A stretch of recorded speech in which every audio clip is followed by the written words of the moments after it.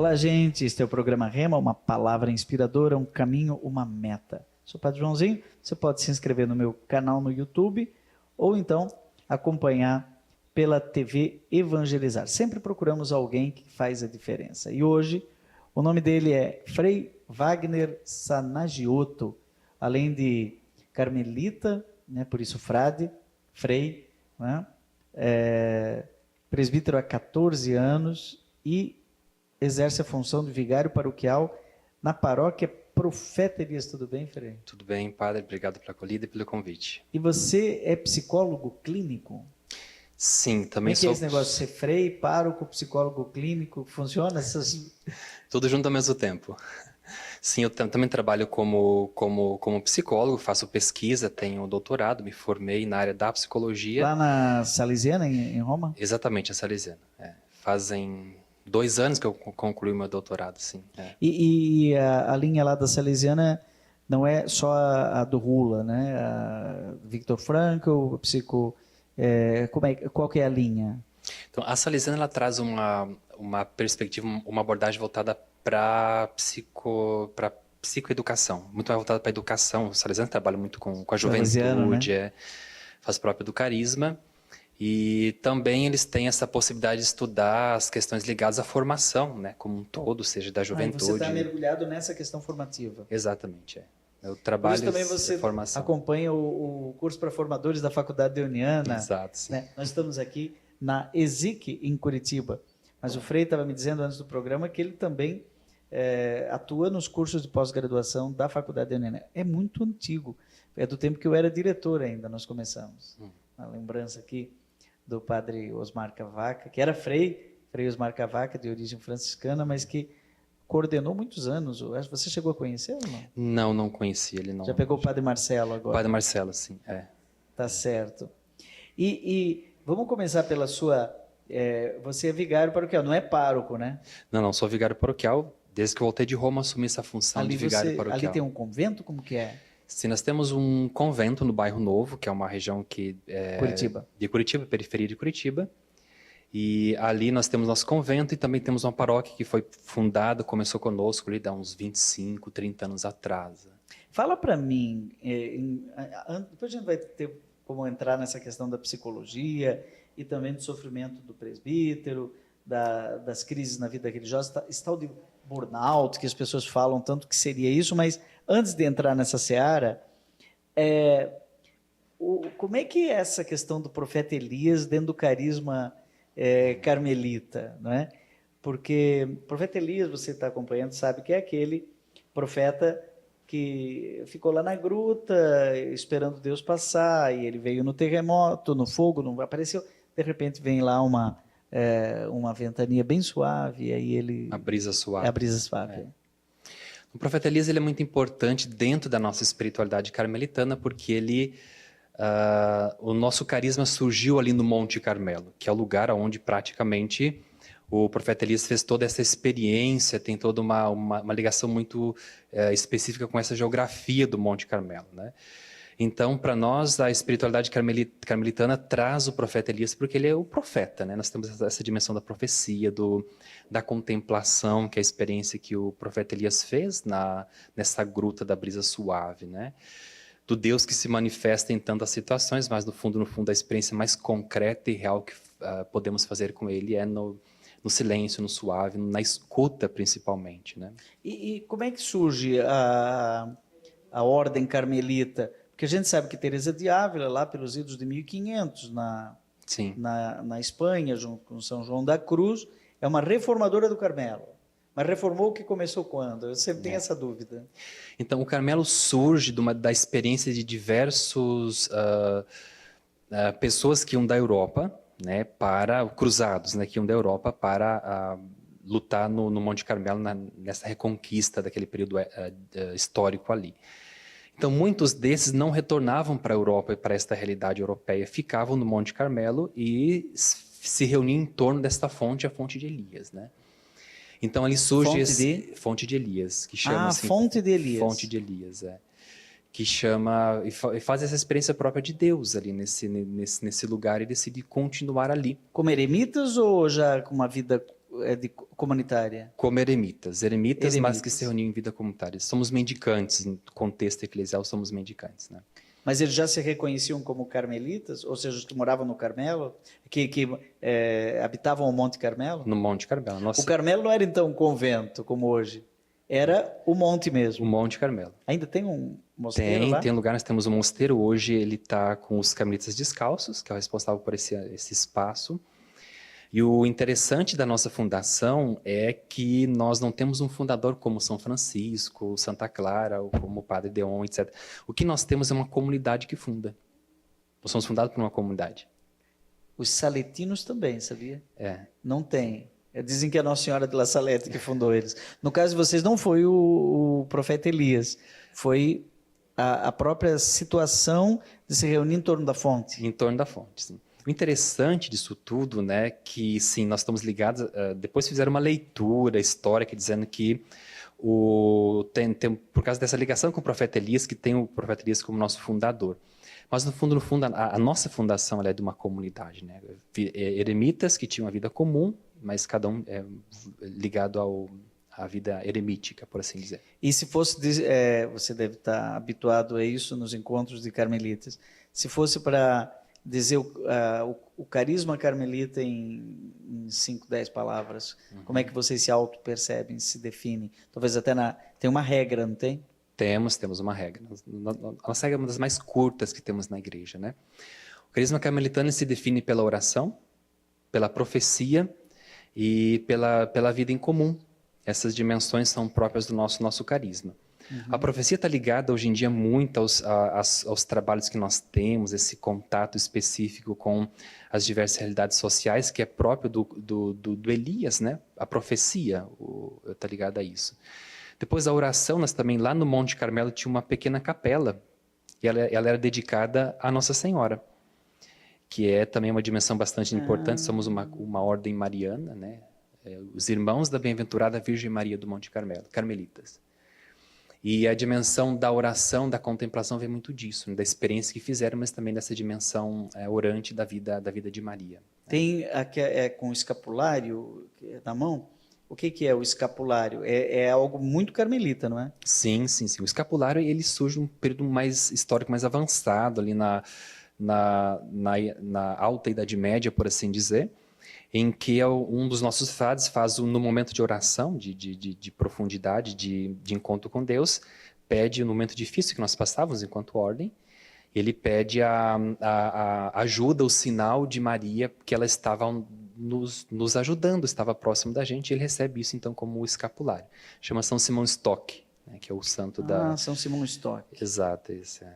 E quando se fala de reforma do Carmelo, com Teresa de Ávila, ela realmente fundou muitos Carmelos a partir de Ávila ou não? Ou como é que foi essa história? Nós tivemos algumas reformas no nosso período histórico, né? A reforma o que é? Olhando a nossa vida, percebíamos que tínhamos que voltar para alguma dimensão importante do nosso carisma para não nos perdermos diante dos desafios que a história estava nos trazendo. Uma dessas reformas foi conduzida por Teresa d'Ávila, né? Então ela reformou um convento e depois ela foi, a partir disso, em conversa com o nosso geral, com a ordem, foi fazendo outras fundações. Não necessariamente reformou as paredes. Não, a reforma ela O que é isso, a reforma? Então, Porque hoje, quando se fala de reforma, pensa assim, reformou o banheiro, a sala de estar, não sei. Quebrar a parede, né? Quebrou a parede. A reforma é voltar à origem do nosso carisma e da nossa espiritualidade. É sempre um passo para procurar nos entender como que, enquanto grupo, poderíamos não responder aos desafios que a época estava nos trazendo. Para não nos perdermos, então, surgiram algumas reformas. Temos de Mantova, outras reformas de Teresa d'Ávila, mais conhecida, né? Então ela fez outras fundações, depois com São João da Cruz, que era o confessor dela, o diretor espiritual. Também essa reforma entrou para o ramo masculino, mas ela começou com as monjas. Porque tem os carmelitas e as carmelitas. Então tem a ordem primeira, que, por assim dizer, os nomes da ordem primeira, que são os frades, a ordem segunda, que são as monjas, a ordem terceira, que são os leigos. Tem leigos carmelitas? Temos a ordem terceira dos consagrados, sim. É muito grande, no Brasil é muito conhecido também, né? Temos bastante. E tem carmelitas famosos, assim, como, por exemplo, Frei Patrício Chiadini. no Brasil. Ele parece que está no Egito. Ele é dos Carmelitas Descalços. Ah, já é dos Carmelitas Descalços. É. Então é dessa ordem que está, tem as suas raízes lá no cuidam do Monte Carmelo. Exato. Então depois, num período histórico, depois que Santa Teresa e São João da Cruz morreram, o que acontece que então teve todo um movimento interno ali da ordem para que se fundasse uma outra ordem, que é o caso dos Carmelitas Descalços, né, que é uma parte reformada, mas que surgiu exatamente da experiência que fez Santa Teresa d'Ávila, né, e São João da Cruz. E qual é a diferença? A de vocês é com os carmelitas com sapato? Como que é o nome de vocês para separar dos descalços? Então, nós somos os carmelitas, a ordem da bem-aventurada, a ordem dos irmãos da bem-aventurada Virgem Maria do Monte Carmelo. E depois surgiu os descalços, que é uma nomenclatura que se dá para as reformas que aconteciam nesta época da igreja, em 1500, 1600. Mas então seriam carmelitas reformados? Carmelitas Descalços, que eles têm o fundador é Santa Teresa d'Ávila, né? Ah, então eles se reconhecem uma fundação teresiana. Teresiana. Santa Teresa d'Ávila e São João da Cruz. Interessante. Então, na verdade, não são eles os mais antigos. Somos nós. Vocês são os mais antigos. É. E da ordem carmelita, vamos dizer assim, geral, surge essa reformada. Essa reformada. Mas é engraçado que eles que estão no Monte Carmelo? Sim, eles que estão lá no Monte Carmelo, que assumiram esse lugar ali, né? Mas hoje nós não temos assim grandes diferenças, ou temos diferenças, claro, mas não temos assim... Superior geral, cada um tem o seu. Cada um tem o seu, mas para nós não é um problema. Nós seguimos a mesma regra. Ah, é a mesma regra? A mesma regra, depois cada um tem as suas constituições, que é o que diferencia como cada um vive o carisma, que é normal, né? Mas a regra é a mesma. Nós... Com essas mesmas três, oração, profecia e vida em comum. Vida em comum, contemplação. As duas, são só as duas? Duas, sim. As duas, tá. Porque franciscanos tem mais, né? Tá, tem muitos. Muitos franciscanos. No caso de vocês, são duas. Duas. E como estamos chegando no final do primeiro bloco, o pessoal pergunta muito, mas e ordens inspiradas, né? O Frei Gilson se apresenta como carmelita, né? Mensageiros do Espírito Santo. Sim. Então, são novas comunidades inspiradas no carisma carmelita? Como que é isso? O carisma ele vai para além dos muros ou das nossas organizações, ele é atemporal, assume outras dimensões, inclusive vai inspirando outras pessoas que vão se encontrando dentro dessa espiritualidade, por assim dizer, que é bastante importante, fundamental também entender que o nosso carisma tem como nós vivemos e tem como as pessoas se inspiram também, né? Temos congregações femininas que seguem o carisma carmelitano, né? Fundações que se inspiram em Santa Teresa d'Ávila, Santa Teresa do Menino Jesus, e estão muito próximas da gente, muito próximas de nós. Essa vida carmelita de clausura é só feminina ou tem clausura masculina também? Temos experiências de clausura masculina, mas ela é assim mais clausura mesmo, por assim dizer, do ramo feminino. Nós nascemos e nos inserimos no período mendicante, ali junto com São Francisco de Assis, os dominicanos carmelitas, 1200, 1300, a nossa regra é 1270, 1300, né? Que ela foi aprovada pela igreja, mesmo que nós tínhamos uma regra anterior aprovada lá do Monte Carmelo. Então, quer dizer, quando se fala Frei Wagner Sanagiotto mora no Carmelo, não é que ele vive na clausura. Isso, não é que vive na clausura. É uma comunidade que vive a oração e a profecia ali naquele espaço, inclusive paroquial, né? Paroquial, sim, nós temos uma paróquia, temos a paróquia. Né? Então, como é que faz essa ponte entre uma espiritualidade carmelitana, né, e a formação sua como psicólogo? Como é que você conjuga essa tem a ver com o carisma? Está na oração, na profecia ou na vida em comum? Estou tentando fazer a ancoragem. Sim, enquanto o carisma, assim, podemos dizer assim que a psicologia não está ligada exatamente ao carisma, não surgiu por causa disso, né? A psicologia entra na minha vida porque eu fui por muito tempo formador. Eu comecei o meu ministério lá, logo depois que eu me ordenei, assumi a formação, né? A formação inicial nossa. E ela surgiu porque os desafios que os formandos trazem hoje em dia, o novo perfil vocacional, toda essa nova realidade, ela é bastante desafiadora. Então, tem toda uma questão de um chamado e de uma resposta vocacional, que é fundamental para que se exista uma vocação, né, no nosso contexto, mas também tem um humano que cada um traz junto de si, né? Então, diante desses desafios, conversando com os meus confrades, nós então optamos que eu pudesse entrar nesta dimensão específica da psicologia, e foi um ganho para o nosso contexto formativo, né? E eu vi aqui que você já publicou 9 livros nessa linha. Exato, 9 livros. E 2 estão aí? 2 estão aqui. Vamos lá. Um deles, o último é esse aqui, a saúde mental, no contexto da vida religiosa consagrada e presbiteral. A saúde mental no contexto da vida religiosa consagrada e presbiteral, entre desafios e esperanças, de Paulinas, né? Exato. É. Que interessante. E o outro? Outro que eu trouxe aqui hoje Esse 2024, desse ano? Desse ano. Foi publicado, se eu não me engano, acho que janeiro, se não me engano. Janeiro. Muito bem, parabéns. Olha, uma farta bibliografia aqui. Temos assunto que chega para 10 programas. E o outro? O outro se chama Padres Exaustos, mas, enfim, é um título, como ele diz, é um título que ele é comercial, por assim dizer, mas o assunto do livro é a síndrome de burnout no contexto eclesial brasileiro. Vozes. Das vozes, que esse é um extrato da minha tese de doutorado, que eu estudei isso. Você estudou isso? Estudei o burnout. Uau, e eu sou padre, estou exausto. Mas não são somente os padres, as irmãs também estão exaustas. Padres exaustos. A síndrome de, você chama burnout, burnout? Ambas estão corretas. As duas estão. Eu vou falar então burnout. Tá. Né? No contexto eclesial brasileiro, burnout to be born, é queimar. Queimou o fusível. Não tem mais ou menos isso, né? E aí fica aquela sensação de exaustão. Não é?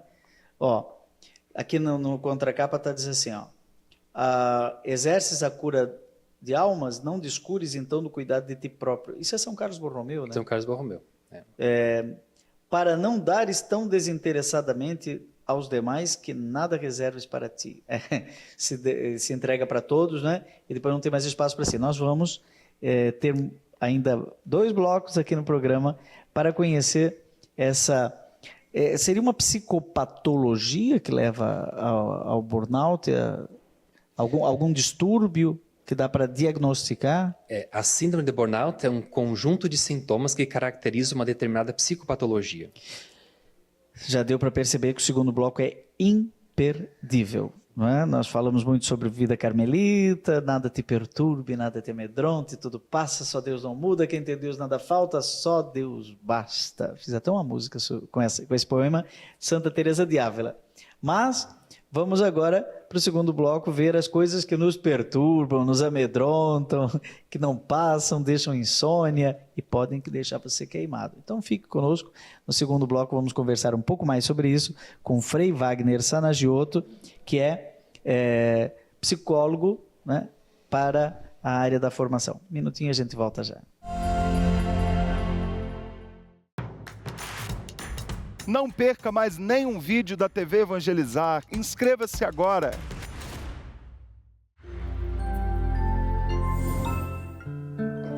Nada te perturbe, nada te amedronte, tudo passa, a paciência tudo alcança. Nada te perturbe, nada te amedronte, tudo passa.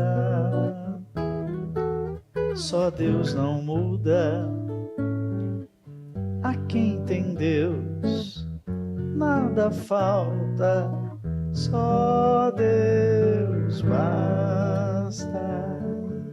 A quem tem Deus nada falta, só Deus basta.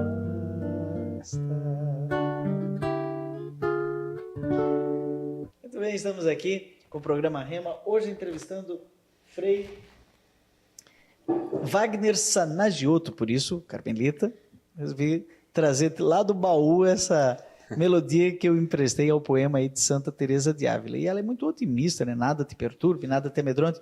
Imagino que tinha coisa perturbando aquela irmã que era tão calminha assim, mas ela é muito enérgica.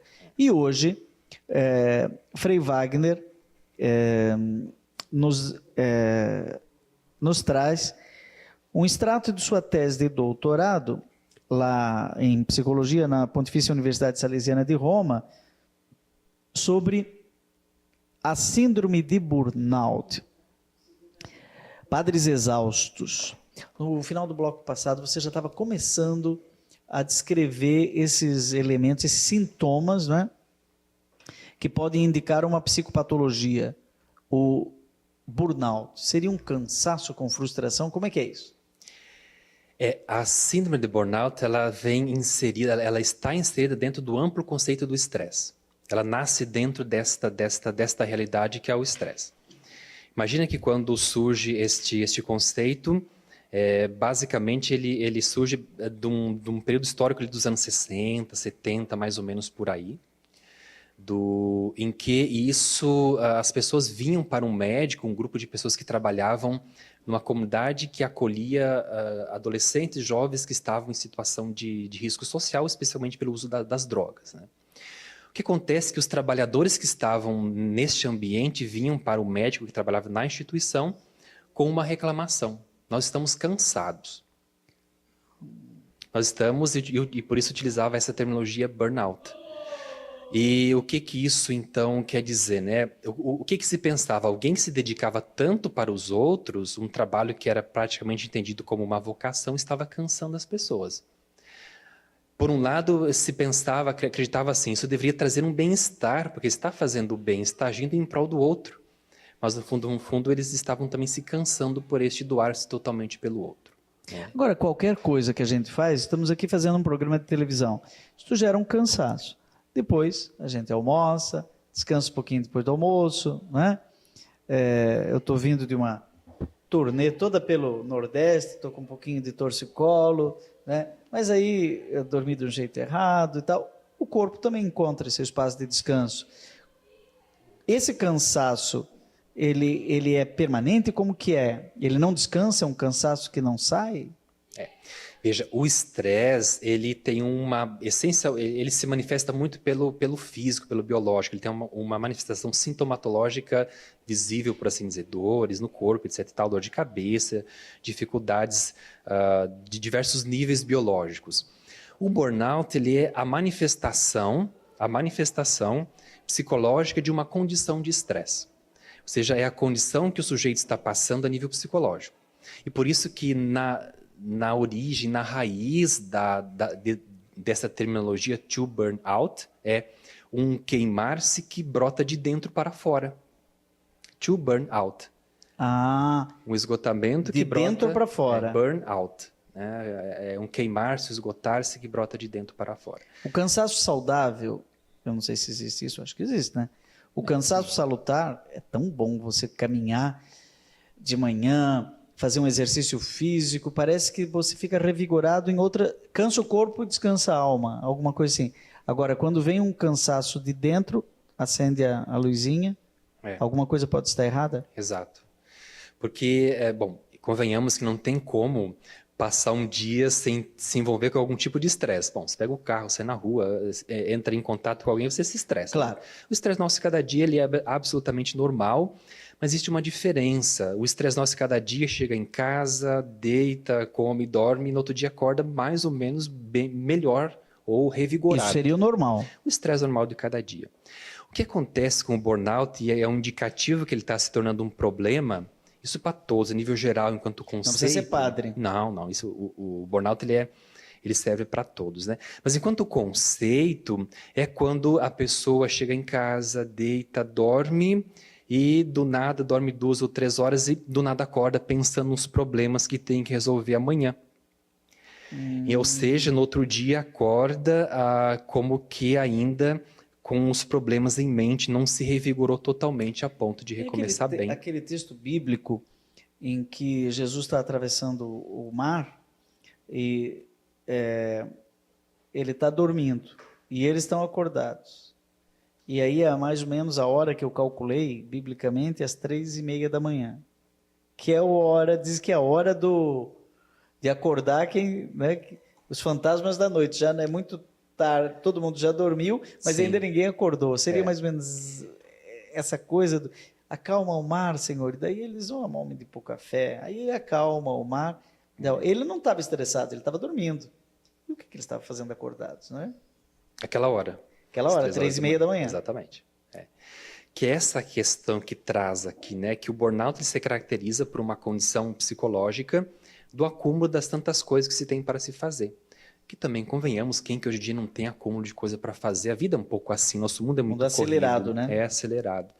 Mas a grande diferença é que as pessoas que passam por essa condição do burnout não conseguem descansar o suficientemente para começar bem. É um acúmulo de situações. Ela acorda cansada? Acorda cansada, levanta cansada, etc., né?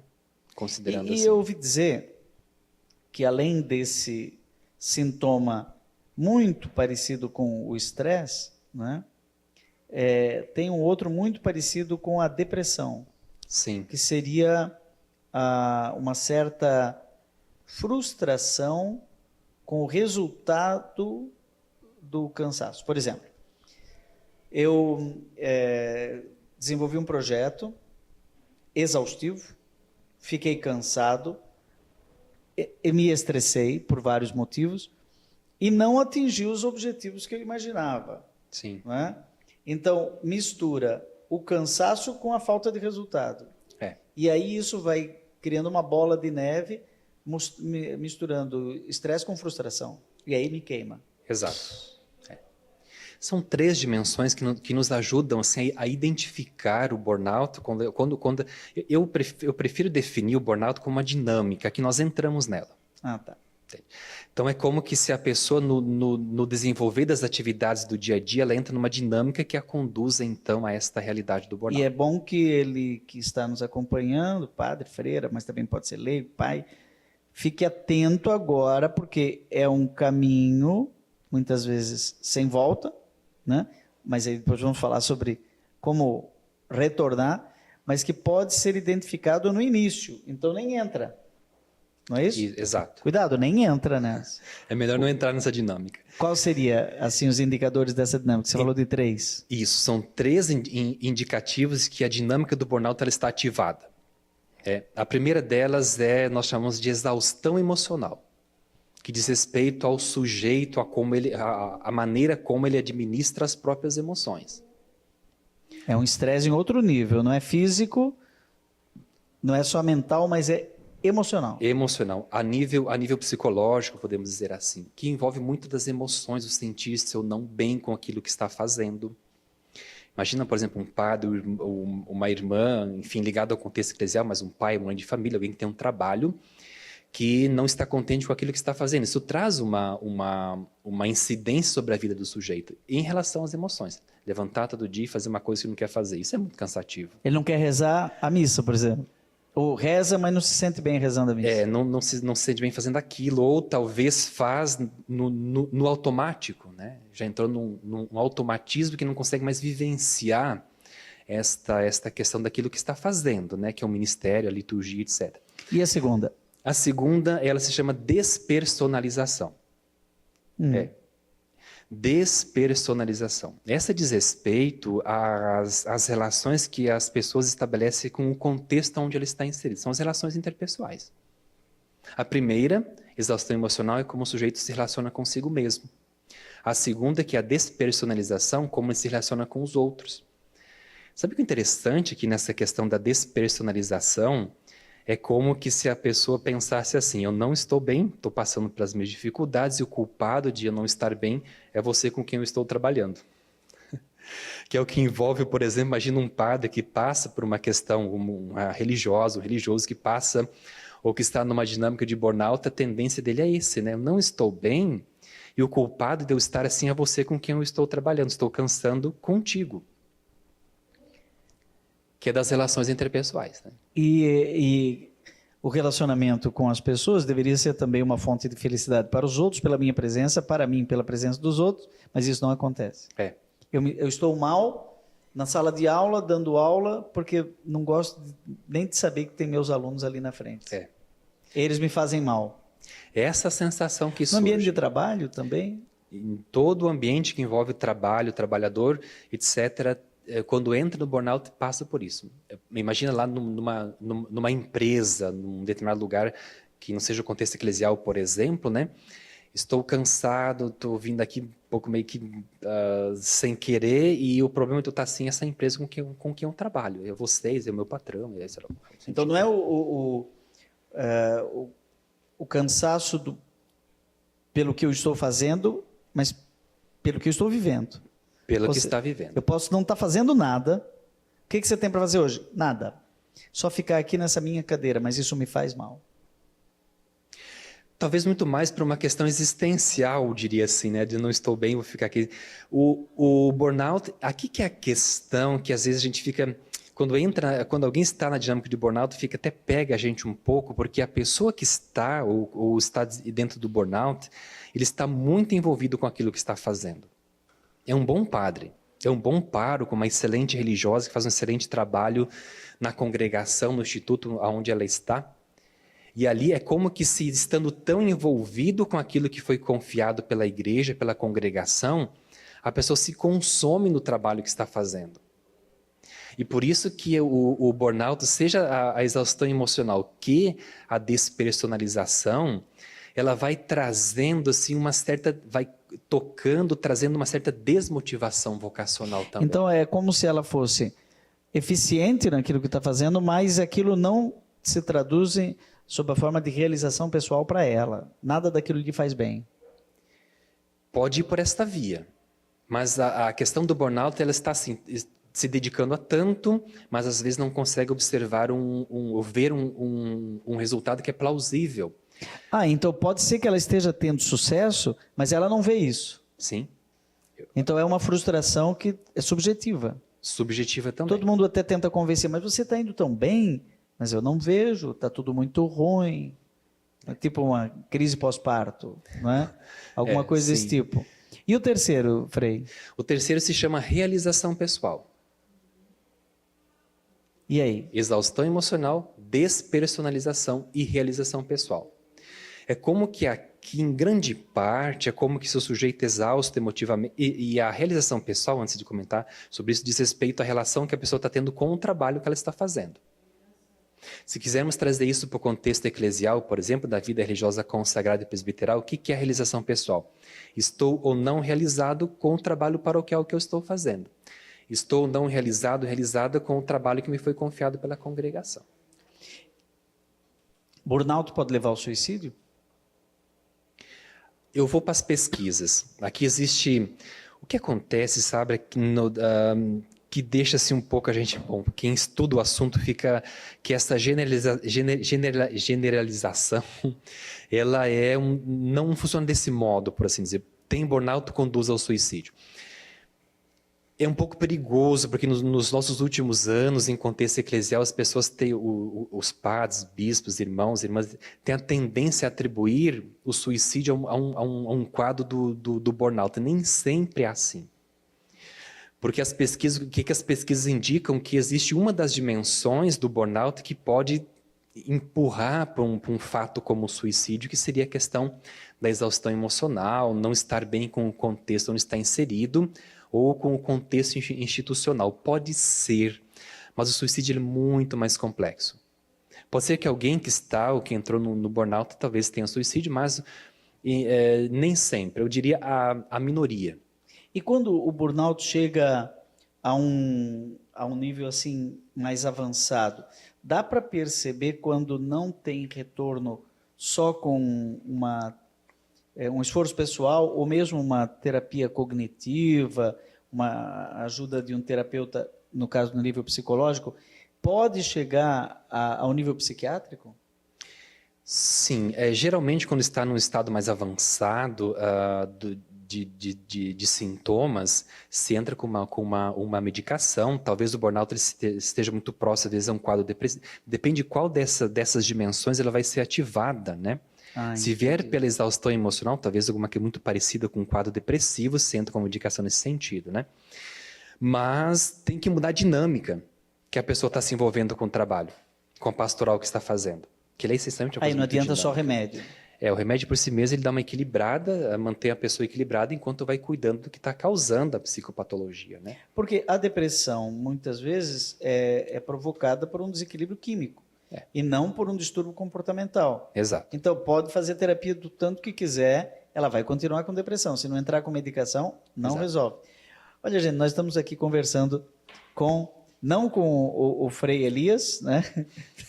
Mas com o Frei Wagner Sanagiotto. É italiano, né? Sanagiotto. Sim, italiano. Eu tenho um De origem colega italiana. sacerdote que é Padre Alírio Sanagiotto, não sei se é seu parente. Somos primos distantes, É? segundo grau, se eu não me engano, né? Então, Já ouvi e falar dele.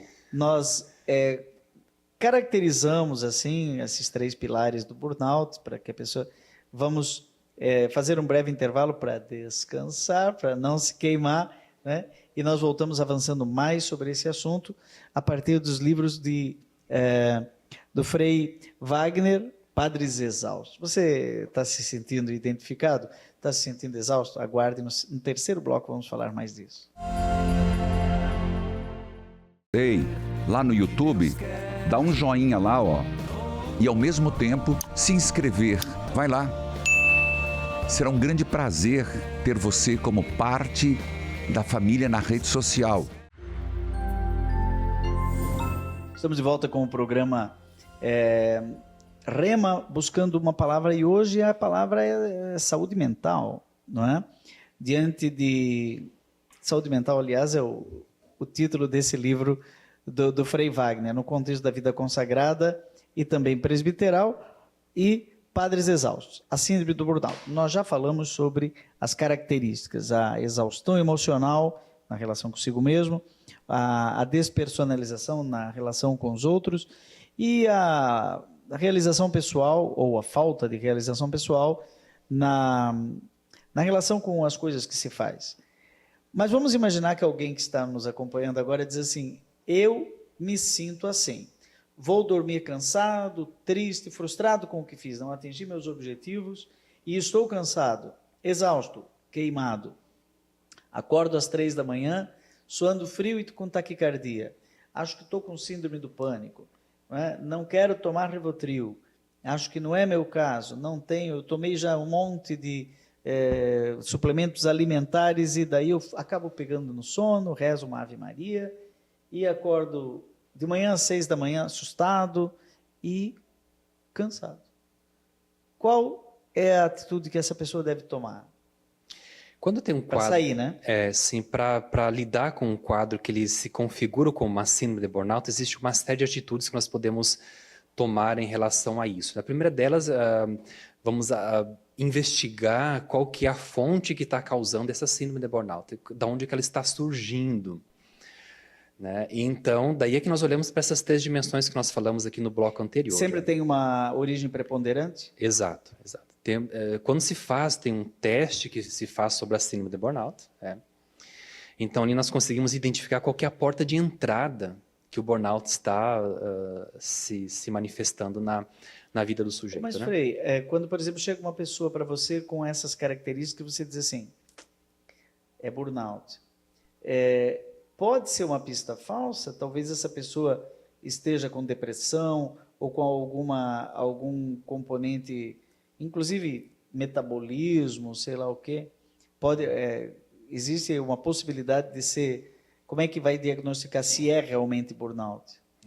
Nós fazemos o que chamamos de diagnóstico diferencial, né? Quando está muito próximo a uma depressão, burnout, síndrome do pânico, outras questões psicopatológicas, se faz essa diferença, se procura estudar um pouco mais para saber em qual desses sintomas se caracteriza como, em quais dessas psicopatologias se caracterizam esses sintomas, né? Se faz também toda uma investigação biológica, se faz alguns exames, se entra em contato... Exame de saúde? Exame de sangue? Exame de saúde, se entra em contato com um psiquiatra para saber até que ponto precisa ou não uma medicação. Há um diálogo entre o psicólogo e o psiquiatra aqui? Geralmente é um trabalho multidisciplinar. Ah, sim? Multidisciplinar. Trabalhamos com a psiquiatria, com algumas pessoas que às vezes, se tratando do contexto que nós estamos falando, da vida religiosa muito consagrada... famoso aqui em Curitiba o Instituto Âncora. Isso, sim. Você tem contato com eles ou não? Eu trabalho exatamente esse assunto lá. Ah, Vou, sim. então arrisquei aqui e acertei. Eu vou lá uma vez por semana, faço trabalho em grupo em que trato desse assunto do burnout entre eles, né? Então tem um grupo lá. O Instituto Âncora é um instituto voltado especificamente para religiosos e padres. Também religiosas, não? Religiosas também. Sim. Mas leigos? Leigos, não. Leigos não aceitam. É para a vida religiosa. Então é como se a pessoa fosse internada, né? Com alguns tipos de problemas que não é só burnout, pode ser alcoolismo. Exato. Né? Pode ser alcoolismo, pode ser depressão, enfim, algum tipo de distúrbio dessa natureza psicopsiquiátrica, comportamental, vícios, talvez até perder o sentido da vida, não é? Uhum. E então você lá nesse Instituto Âncora é justamente para ancorar, né? Quanto tempo uma pessoa fica lá? No Âncora... Que se espera que uma pessoa tenha... Porque eu imagino que a pessoa chega sem possibilidade de voltar por si mesma, ela está afundada, por isso a âncora tem que puxar ela para cima, mas não pode ficar para morar lá, né? Não. O Âncora é um espaço que acolhe religiosos. Religiosos precisam passar por algum tipo de revitalização na vida religiosa consagrada e presbiteral. Uhum. Isso entra, então, questões ligadas a psicopatologias, a questões ligadas a vícios, etc., mas também alguém que, às vezes, perdeu um pouco do sentido da vocação da vida religiosa. É um espaço para revitalizar. E, em geral, o pessoal que chega lá, até ter uma recuperação, quantos... um mês, 2 meses, 3 meses? Geralmente são 3 meses, mas se faz muito, me diz, personalizado o atendimento, considera-se a necessidade de cada um, né? Às vezes, quando você está num quadro psiquiátrico mais complexo, por assim dizer, se prolonga um pouco mais. Outros ficam lá por 1 mês, simplesmente para revitalizar um pouco a vida de oração, descansar. Um caso de burnout padrão, você deve estar... Eu falo burnout, para você aparece nome de pessoas, né? Aparece. Nome de pessoas, tem esse. Para mim tem um, que me falou que esteve aqui e que foi tratado. Não vou dizer o nome aqui naturalmente, sim, né? Mas que me descreveu a sua recuperação. Ele diz, ainda estou em tratamento agora já, na minha missão, estou indo devagar, me desculpe, né? Não pude dar o melhor de mim, porque eu estou saindo de um quadro de burnout. Exato. Mais ou menos 1 mês, 2 meses, 3 meses? Não tem um prazo estabelecido que diz por tanto tempo. Ele vai depender muito da dinâmica, como cada um vai entrar nesse processo de mudança. Porque, veja, na vida religiosa consagrada e presbiteral, nós lidamos aqui com um aspecto que ele é distintivo em se tratando das outras realidades sociodemográficas, que é alguém que está vivendo uma vocação. Quando vai mudar ou vai se cuidar de um quadro da síndrome de burnout, por exemplo, tem que se ressignificar, inclusive, a forma como se envolve com a pastoral. Isso faz toda a diferença. Que às vezes alguém que está envolvido numa pastoral faz muita coisa o tempo todo, chamado ativismo pastoral, por exemplo, é alguém que vai ter que mudar muita coisa. Convenhamos, o leigo, os nossos fiéis que nos assistem, geralmente eles têm uma imagem de que o padre, a religiosa, a vocação dele é essa mesma, é se doar totalmente, trabalhar, fazer muita coisa, super-homem, super-freira, né? O super-apóstolo, e é isso mesmo. Mulher Maravilha. Então, a freira. Então tem tudo uma questão muito voltada para isso.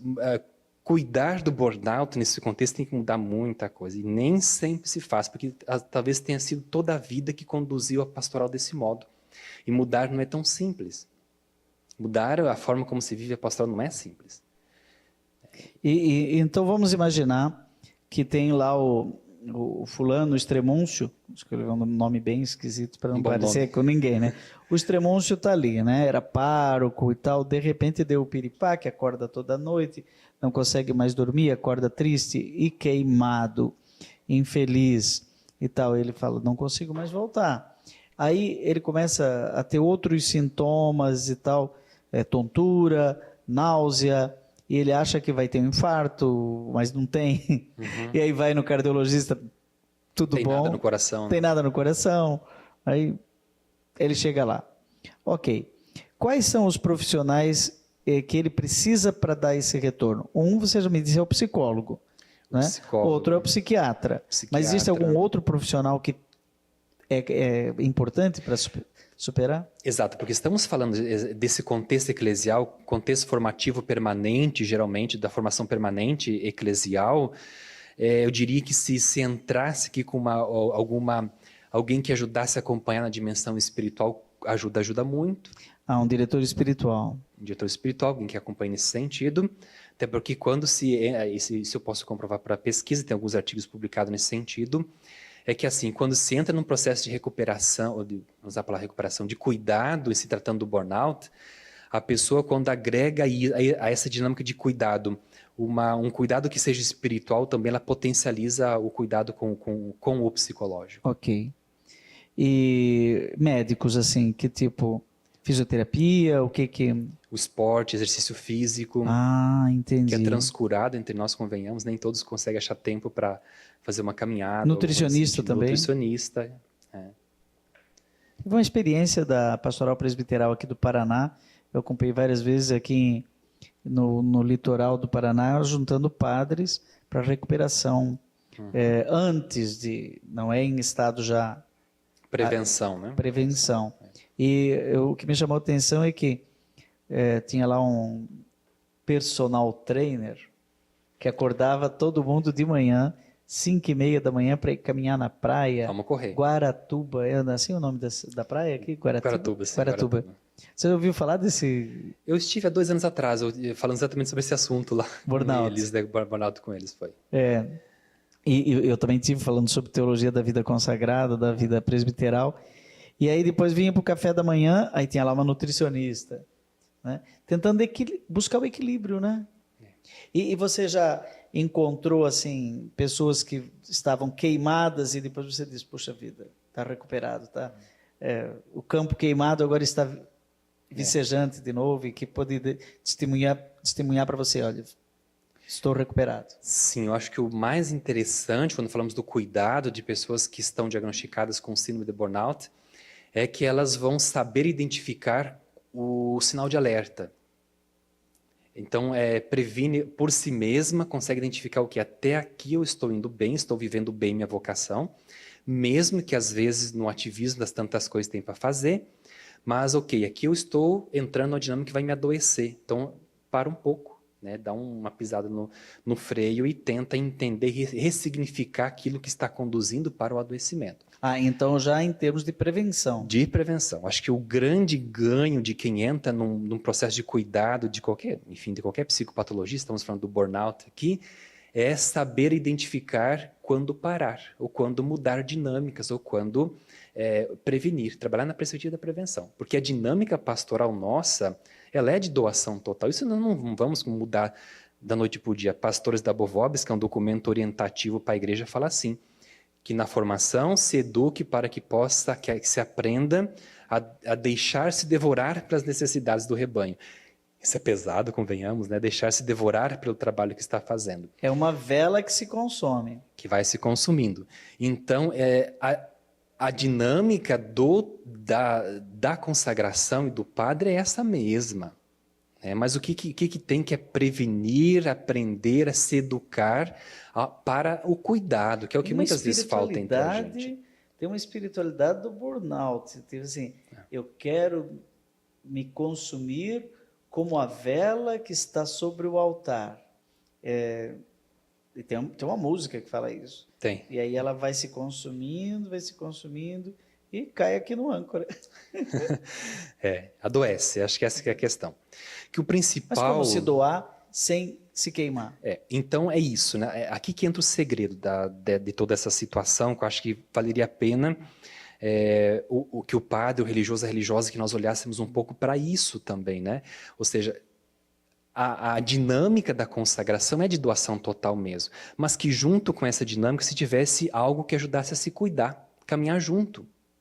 Daí que entra essas diversas dimensões que estamos trabalhando aqui, uma alimentação que seja balanceada, um ritmo de exercício físico de autocuidado, um acompanhamento psicológico onde se pode conversar sobre os desafios que se está tendo na vivência da vocação, etc. Então, junto com aquilo que é próprio da consagração para a vida religiosa consagrada e presbiteral, se acrescenta o cuidado. Então, se vive bem a vocação e se vive bem também o cuidado pessoal, né? Interessante, né? A palavra cuidado vem do sânscrito cura, né? Tanto que é nesse daqui, né? Que não, em algum lugar eu vi aqui, não descures o cuidado de ti próprio, que é de São Carlos Borromeu. Descurar. Eu nunca tinha me dado conta que descurar é não curar. Então, não curar, acontece não que você descurou e já começou a se queimar. Então, pode se queimar, mas com cuidado. Com cura. E o que é específico assim do nosso contexto eclesial, que aparece nas pesquisas, quando olhamos essas 3 dinâmicas, de exaustão emocional, despersonalização e realização pessoal. Em diversos contextos socioculturais diferentes, as pessoas dizem assim: estou exausto emotivamente, estou com um problema de relação interpessoal e não estou contente com o que eu estou fazendo. Sempre essa mesma. Entra essa dinâmica. Mas entre os padres religiosos e religiosas tem uma diferença. Eu não estou bem emotivamente, estou com um problema de relação interpessoal. Pergunta para o padre, como é que você está? O que ele vai dizer? Estou ótimo, graças a Deus. Que é a resposta padrão. Que, ou seja, tem uma grande tendência, porque aqui, quando fala de trabalho que o padre faz, não é qualquer trabalho. O que a irmã, enfim, que o religioso e a religiosa faz, estamos nos referindo à vivência da própria vocação. Nós sempre vamos falar bem daquilo que nós amamos, que é a nossa vocação. Então vai dizer, pode estar cansado, pode estar com um problema, mas estou bem. Então poderíamos até, vou dar nesses 2 minutos finais, né, já agradecendo ao Frei Wagner, um exemplo que pode ser uma coisa absolutamente sem sentido, mas me vem assim na cabeça. O fogo brando e aquele fogo alto que queima, a panela fica preta, né? Sim. Toda... Queima comida. Queima comida e tal. E o fogo brando, aquele fogo azulzinho, até verde, né? Que é um fogo permanente, que vai fazer o quê? O curau. Eu não sei se aqui no Paraná, nós estamos aqui em Curitiba nesse momento, onde tem a sede da TV Evangelizar, existe uma coisa chamada curau. Cada lugar do Brasil chama de um jeito, que é milho curado. Sim. E ele é no fogo brando e tem que mexer. Ele cozinha, mas não queima. Agora, num determinado momento, colocou um fogo muito forte, vai empelotar tudo, vai queimar, não é? E não vai ficar uma polenta boa, não vai ficar um curau bom, não vai ficar milho curado. Vai ficar estranho, né? Não fica bom. Olha, gente, se você quiser aprofundar, pode... tem pela internet também, né? Tem na internet, nas livrarias também. Padres Exaustos, a síndrome de burnout no contexto eclesial brasileiro, com muito mais detalhes do que é possível conversar aqui num breve programa de televisão, onde a gente falou, até acendeu existe uma coisa aí para mim que está começando a acontecer, quem sabe eu vou procurar um psicólogo e dizer, olha, me identifiquei, aquele programa de televisão falou, saúde mental no contexto da vida religiosa, consagrada e presbiteral. Os 2 livros aqui do Frei Wagner Sanagiotto. Obrigado, Frei. Não é? Espero que a gente se encontre, não no Instituto Âncora, né? De preferência para visitar, quem sabe, mas numa saúde emocional, né? Numa personalização interpessoal e numa realização pessoal que você se realize também muito no seu trabalho na formação. Vamos encerrando aqui o programa Rema, desta vez trabalhando o tema da saúde emocional e também dos seus perigos do burnout. E o Padre Reginaldo Manzotti já está aí para levar você à experiência de Deus. Lembre-se do que o Frei nos disse, componente espiritual é uma terapia também para qualquer forma de burnout. Semana que vem voltamos com mais programa Rema.